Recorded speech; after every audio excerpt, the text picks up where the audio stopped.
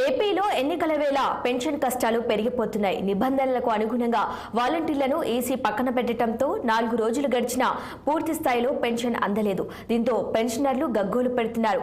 బ్యాంకుల వద్ద బారులు తీరి నానా అవస్థలు పడుతున్నారు. ఒకవైపు నిప్పులు కురిపిస్తున్న ఎండలు, మరోవైపు పెన్షన్ రాలేదన్న ఆవేదనతో పడిగాపులు కాస్తున్నారు. అవ్వాతాతలు ఉదయం 6 గంటల నుంచి బ్యాంకుల వద్దకు చేరుకుని క్యూ లైన్లో నిరీక్షిస్తున్నారు. ఇప్పటికైనా తమ కష్టాలను పట్టించుకొని పెన్షన్ అందించాలని వృద్ధులు, వికలాంగులు ప్రభుత్వాన్ని కోరుతున్నారు.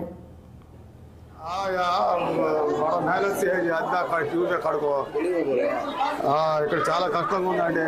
కూర్చోవాలా, ఒకసారి కావట్లా, మళ్ళా కాగితాలు రాపించుకోవాలా, మళ్ళా లోపల పోతే కాదంటున్నారు, మళ్ళీ తీసుకుని బయటికి రావాల్సి వస్తుంది, బాగా రిస్క్ పడాల్సి వస్తుంది.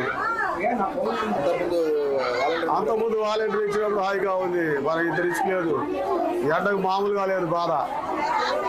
కాళ్ళు లేపులు, చేతులు లేపులు, ఒళ్ళు లేపులు, మొత్తం లేపులే, డిస్క్ పడాల్సి వస్తుంది. చాలా బాధగా ఉంది.